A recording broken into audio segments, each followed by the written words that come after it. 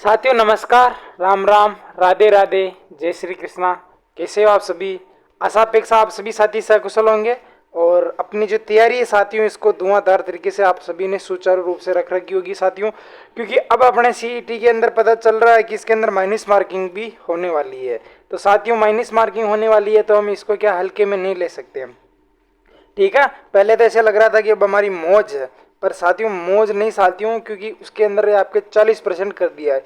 40% होने के कारण 40% होने के कारण उसमें क्या है साथियों, माइनस मार्किंग है, तभी तो भीड़ से हटाया जाएगा आदमियों को।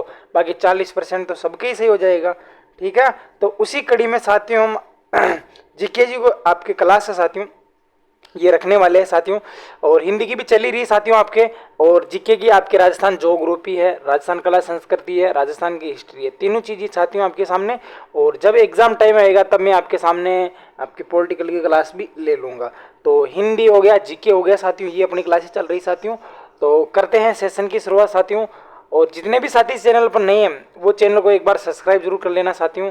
और आप किसकी तैयारी कर रहे हो साथियों ये आप मुझे बताना। वैसे मैं ये जो क्लास है साथियों आपके जैसे सीईटी हो जाएगा, रीट हो गया, पीएसए हो गया साथियों, उसी प्रकार पटवार हो गया साथियों, और डिप्टी जेलर हो गया साथियों, ठीक है साथियों। तो ये आपके सामने क्लास रहने वाली है। तो सेशन की शुरुआत करते हैं। तो आज का अपना पहला क्वेश्चन आपके सामने ये उपस्थित हुआ है, फटाफट से पढ़कर आंसर दीजिए साथियों। ये करा कि वंश भास्कर जो नामक पुस्तक के लेखक कौन है? ए ऑप्शन आपका सूर्यमल मिश्रण, बी ऑप्शन आपका बाकीदास, और सी ऑप्शन यानी कि स यानी कि दयालदास, और डी ऑप्शन साथियों आपका श्यामल दास। जल्दी से कमेंट कीजिए कि इसका राइट आंसर क्या होगा साथियों। वंश भास्कर तो आपके बूंदी के क्या था साथियों, आपके सूर्यमल मिश्रण। तो राइट आंसर क्या हो जाएगा? ए। क्या हो जाएगा साथियों राइट आंसर इसका? ए इसका करेक्ट आंसर हो जाएगा। अगले क्वेश्चन की तरफ चलते हैं साथियों। देखिए ये कह रहा है कि पृथ्वीराज विजय नामक जो महाकाव्य के लेखक कौन है साथियों? पृथ्वीराज जो महाकाव्य है इसके लेखक कौन है साथियों? ये तो बहुत ही सरल सा क्वेश्चन है। सूर्यमल मिश्रण, जयानक, दयालदास, और साथियों आपके श्यामल दास। एक आता है पृथ्वीराज रासो, जिसमें आपके रासो आता है वो आपके क्या आएगा, आपके चंद्र बरदाई ने लिखा था, ठीक है ये वो है। लेकिन ये आपको विजय पूछ रहा है तो कौन आ जाएगा? ऑप्शन आपका बी जयानक आ जाएगा, ठीक है। रासो अलग चीज है साथियों, और आपका आपके विजय अलग है, पृथ्वीराज विजय अलग है, रासो अलग है। हमीर महाकाव्य के लेखक कौन है? बहुत ही अच्छा उदाहरण आपके सामने क्वेश्चन है। ये कह रहा है कि हमीर महाकाव्य के लेखक कौन है। ऐसे ही क्वेश्चन आपको सीईटी के अंदर देखने को मिलेंगे साथियों, ताकि आपको जो आपका लेवल है यहाँ आप क्यों देखो, कहने का मतलब ये नहीं कि यही क्वेश्चन छपेंगे, लेकिन क्वेश्चन अगर आपको पूछ लेगा कि हमीर महाकाव्य के लेखक कौन है, ठीक है, या फिर आपको ऐसे पूछ लेगा कि नैन चंद्र सूरी ने किस महाकाव्य की रचना की, तो आपका और आंसर क्या आ जाएगा? हमीर महाकाव्य की। या तो प्रश्न से उत्तर बना देगा या उत्तर से प्रश्न बना देगा, यानी कि क्वेश्चन तो आपके ऐसे ही पूछा जाएगा, चाहे ऐसे पूछो चाहे कैसे ही पूछो, लेकिन आपको अगर उसका आंसर पता है तब तो आप आंसर दे पाओगे, नहीं तो फिर आपका आंसर गलत हो जाएगा। तो राइट आंसर इसका क्या हो जाएगा? हमीर महाकाव्य नैनचंद सूर्य ने लिखा था। अभी हमने पढ़ा था वंश भास्कर सूर्यमल मिश्र ने लिखा था साथियों, और अभी आपने जयानक पृथ्वीराज विजय जयानक ने लिखा था साथियों, और श्यामल दास इसका क्वेश्चन साथियों आपके आगे आने वाला है, ठीक है। ये कह रहा है कि कन्नड़ दे प्रबंध के लेखक कौन थे? ए ऑप्शन आपका पद्मनाभ। क्या कह रहा है साथियों आपका? क्या कह रहा है? ए ऑप्शन आपका पद्मनाभ। ए ऑप्शन आपका पद्मनाभ है, पद्मनाभ है। और साथियों आगे स ऑप्शन आपका साथियों आपका दयाल दास है साथियों, और डी ऑप्शन साथियों आपका श्यामल दास है साथियों। जल्दी से कमेंट कीजिए साथियों इसका राइट आंसर क्या हो जाएगा। कन्नड़ दे प्रबंध पद्मनाभ का है साथियों, तो राइट आंसर क्या हो जाएगा इसका? ए इसका करेक्ट आंसर हो जाएगा, बिल्कुल इसका ए राइट आंसर हो जाएगा। आगे चलिए साथियों। ये कह रहा है कि annals and antiquities of Rajasthan के लेखक कौन है? ये साथियों आपके कर्नल जेम्स टोड की रचना है साथियों। किसकी रचना साथियों? आपके कर्नल जेम्स टोड की रचना है साथियों, जिसमें आपके राजस्थान का नाम राजस्थाना जो राजपुताना शब्द है साथियों इसके अंदर आपका प्रयोग किया गया साथियों, और राजस्थान का प्रयोग भी इसी में किया गया। तो 5 का जो राइट आंसर साथियों ये हो जाएगा आपके कर्नल जेम्स टोड हो जाएगा। पद्मनाभ को आपको पता है, नैनचुरी हो जाएगा, लेकिन उपयुक्त सभी में नहीं होगा। आगे देखिए साथियों, प्रशंसा में जो लिखे जाते हैं अभिलेख उन्हें क्या कहते हैं? आपको बताना साथियों कि प्रशंसा में लिखे गए अभिलेख को क्या कहते हैं? प्रशस्ति, उत्खनन, और स्तंभलेख, ताम्र पत्थर। बताइए जल्दी, प्रशंसा में जो लिखे जाते हैं वो क्या कहलाते हैं साथियों आपके? बिल्कुल साथियों आपके उत्खनन। उत्खनन का मतलब होता है साथियों आपकी जमीन से निकालना, तो यानी कि ये तो होगा नहीं। ठीक है साथियों। स्तंभ लेख, स्तंभ लेख भी नहीं होगा साथियों। और आगे साथियों के ताम्र लेख, जो तांबे के जो मतलब जैसे मान लीजिए कोई ताम्र का है, अगर उस पर कुछ मैंने लेख लिख दिया साथियों तो वो आपके ताम्र लेख हो जाएगा। लेकिन जो प्रशंसा में लिखा गया क्या कहलाता है साथियों आपके? प्रशस्ति कहलाती, जैसे कुंभलगढ़ प्रशस्ति। ठीक है साथियों, कुंभा द्वारा लिखवाई गई थी। ये आपका राइट आंसर क्या हो जाएगा साथियों? आपका ए हो जाएगा। ठीक है साथियों, तो आगे देखिए साथियों, मृदबांड का शाब्दिक अर्थ था मिट्टी के बर्तन, मिट्टी के बर्तन, पत्थर के बर्तन, और साथियों आपके लोहे के बर्तन, तांबे के बर्तन। मिट्टी के बर्तन मृदबांड कहलाते हैं, तो यानी कि इसका तो राइट आंसर क्या हो जाएगा? आपका ए हो जाएगा। ठीक है, यानी कि मृदबांड का शाब्दिक अर्थ होता है मिट्टी के बर्तन। ठीक है, तो 7 का राइट आंसर क्या हो जाएगा? ए हो जाएगा। आगे चलिए साथियों, ये कह रहा है कि प्रतिहारों के इतिहास की जानकारी किस अभिलेख में मिलती है? ये कह रहा है साथियों आपके कि प्रतिहारों के इतिहास की जानकारी किस अभिलेख से मिलती है? ए ऑप्शन आपका बिजोलिया शिलालेख साथियों। इससे तो आपके चौहान साम्राज्य यानी कि चौहान राजवंश की जानकारी मिलती है। गठियाला अभिलेख, किराड़ू अभिलेख और कसवा का अभिलेख। तो इसका राइट आंसर क्या हो जाएगा साथियों? आपका बी इसका राइट आंसर हो जाएगा साथियों, आपके गठियाला का अभिलेख। ठीक है साथियों, तो आगे चलिए, ये कह रहा है कि वीर विनोद की रचना किसने की थी साथियों? अभी मैंने बताया था साथियों आपके कौन सा राइट आंसर हो जाएगा साथियों? ए ऑप्शन आपका दलपत सिंह, बी ऑप्शन आपका अमित सिहाग, सी ऑप्शन साथियों आपका आकाश सिमस, और साथियों राइट आंसर क्या हो जाएगा इसका? श्यामल दास हो जाएगा, श्यामल दास जी ददवाड़िया। ठीक है साथियों, तो राइट आंसर क्या हो जाएगा साथियों? आपके श्यामल दास हो जाएगा। ठीक है साथियों, आगे चलिए साथियों, ये कह रहा है कि निम्न इतिहास जानने के स्रोतों को मुख्यतः कितने भागों में बांटा है?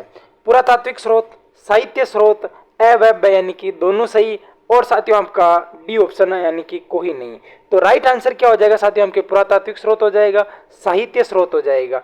ठीक है, तो 10 का जो राइट आंसर है साथियों वो क्या हो जाएगा? सी हो जाएगा। बिल्कुल, साहित्य जानने के लिए हमें पुरातात्विक स्रोतों की भी आवश्यकता पड़ती है और साथियों आपके साहित्यिक स्रोतों की भी आवश्यकता होती है। तो ए और बी यानी कि आपका राइट आंसर क्या हो जाएगा? सी इसका करेक्ट आंसर हो जाएगा। ये कह रहा है कि कालीबंगा किस जिले में है? बिल्कुल, कालीबंगा जयपुर नहीं, जयपुर में तो साथियों आपके बेराड़ सभ्यता है। बीकानेर, बीकानेर में तो सोती सभ्यता नहीं। तो राइट आंसर क्या हो जाएगा साथियों? आपके गंगानगर हो जाएगा। और ये किस दिशा में साथियों? आपके मान लीजिए ये आपका गंगानगर, ये इस दिशा में, तो ये कौन सी दिशा हो जाएगी साथियों? आपके दक्षिण पूर्व हो जाएगा। ठीक है, आगे चलिए, ये कह रहा है कि अशोक का बाबरू शिलालेख कहां से प्राप्त हुआ? अशोक का बाबरू शिलालेख साथियों आपके बालातल से प्राप्त हुआ नहीं, गणेश्वर से प्राप्त हुआ नहीं, आहड़ से प्राप्त हुआ नहीं। तो राइट आंसर क्या हो जाएगा साथियों? आपका बेराड़ से प्राप्त हुआ। तो ए इसका करेक्ट आंसर हो जाएगा। ठीक है, जल्दी से, नाचता हुआ पक्षी किस सभ्यता से मिला? बहुत ही अच्छा और लेवल का क्वेश्चन है साथियों कि नाचता हुआ जो पक्षी है किस सभ्यता से मिला? बेराड़ सभ्यता, आहड़ सभ्यता, गणेश्वर सभ्यता, बालातल सभ्यता। तो बताइए साथियों राइट आंसर क्या हो जाएगा?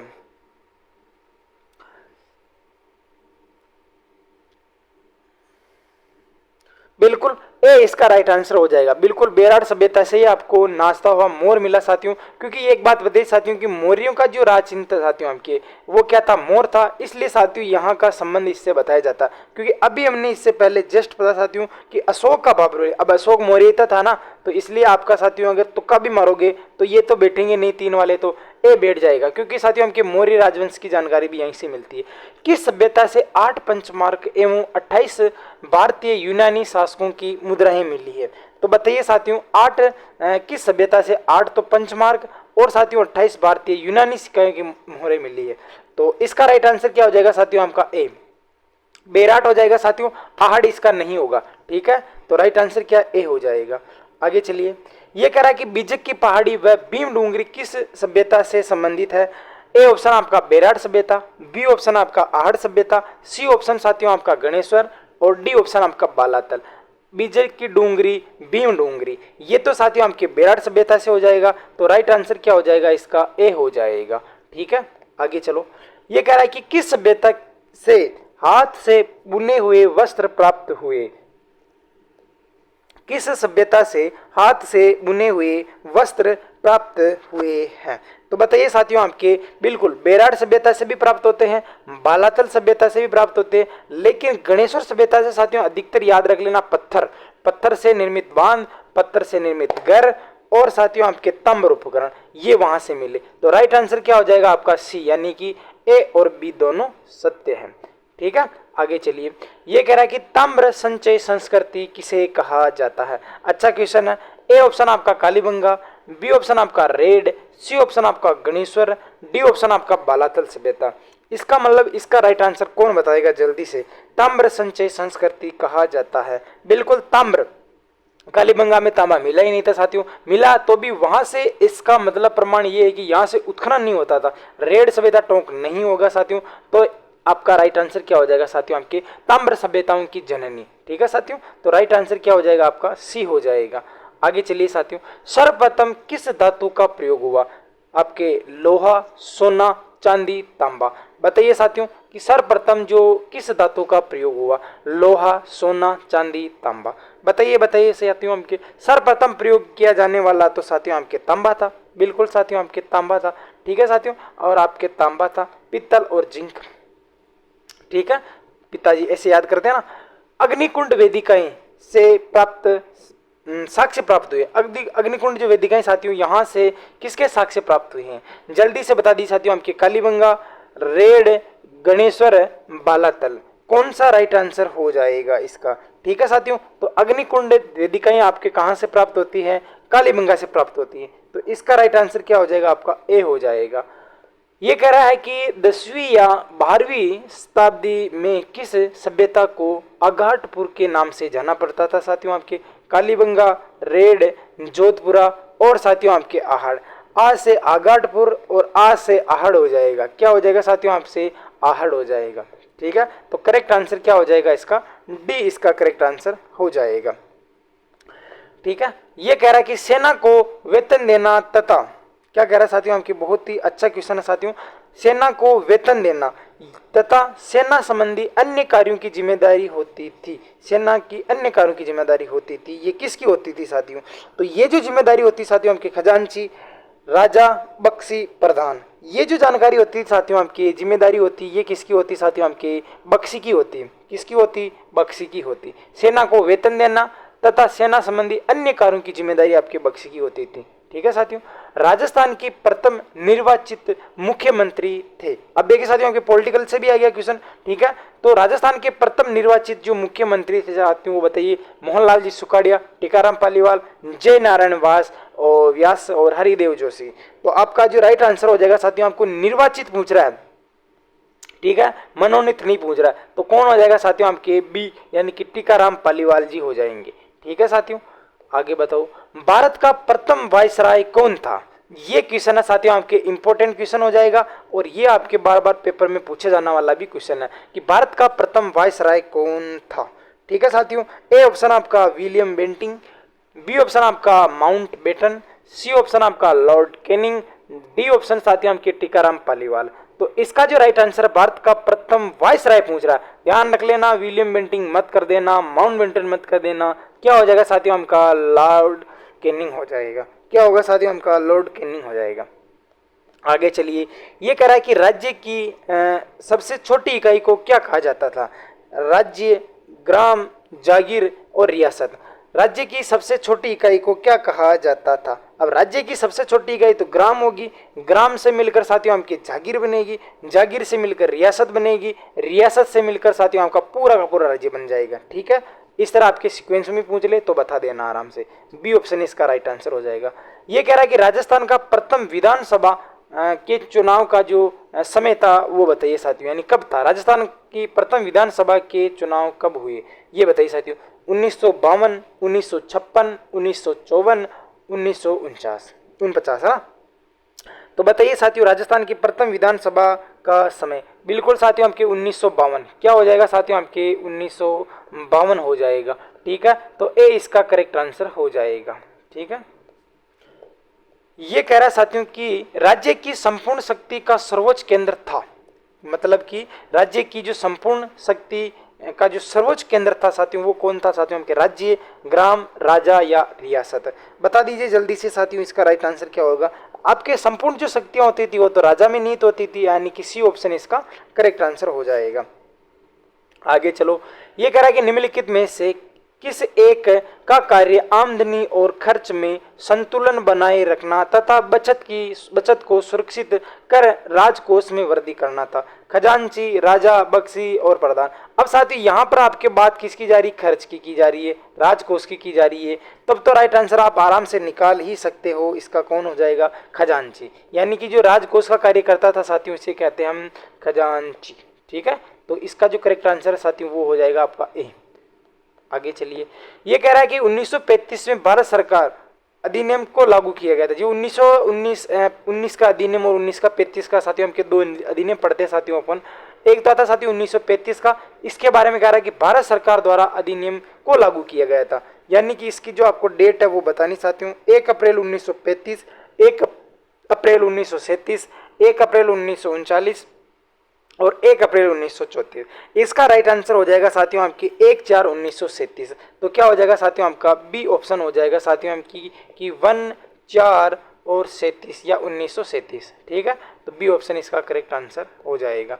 आगे चलिए साथियों, वह पत्र जिसमें शासक द्वारा प्रदान की गई जागीर का उल्लेख होता वह कहलाता है साथियों। यानी कि जागीर पट्टा, मनसबदारी, ग्राम और परगना। ठीक है साथियों, यानी कि वह पत्र जिसके द्वारा मतलब प्रदान की गई जो जागीर होती है साथियों वो क्या कहलाएगी? आपके जागीर पट्टा कहलाएगी। तो ए ऑप्शन हो जाएगा इसका राइट आंसर। ठीक है, ये कह रहा है कि राजस्थान में जागीरदारी व्यवस्था किस पर आधारित थी? राजस्थान में जागीरदारी व्यवस्था किस पर आधारित थी? ए ऑप्शन आपका रक्त संबंध पर आधारित थी। यानी कि जो जागीरदारी व्यवस्था थी साथियों वो हर बार किसी को अलग को मिलती थी या आपके वंश अकॉर्डिंग ही चलती थी। ए ऑप्शन आपका रक्त संबंध पर, जाति पर, धर्म पर या क्षेत्र पर। इसका राइट आंसर क्या हो जाएगा साथियों हमकी कि बेटा का बेटा ही क्या बनेगा? आपके राजा बनेगा। यानी कि राजा का बेटा ही क्या बनेगा साथियों? आपके राजा बनेगा साथियों। और सामंत का बेटा ही क्या बनेगा साथियों? आपके सामंत बनेगा। इसलिए इसका राइट आंसर क्या हो जाएगा साथियों? आपका ए हो जाएगा। ठीक है साथियों, तो ये थे साथियों आज के अपने 30 क्वेश्चन। आशा अपेक्षा आप सभी को ये 30 क्वेश्चन अच्छे समझ में आए होंगे, क्योंकि इसके अंदर आपके ज्योग्राफी भी है, हिस्ट्री भी है और कल्चर भी है, पॉलिटी भी है, सारी की सारी चीजें हैं। अगर ये क्वेश्चन आप कर पा रहे हो इसका मतलब साथियों आपकी तैयारी बहुत ही अच्छी है। केवल उसको साथियों आपको कंटिन्यूटी रखनी है। तो आशा अपेक्षा सभी साथी सकुशल होंगे। तो मिलते हैं एक नई प्रश्नोत्तरी के साथ, तब तक के लिए सभी को राम राम, राधे राधे, जय श्री कृष्णा।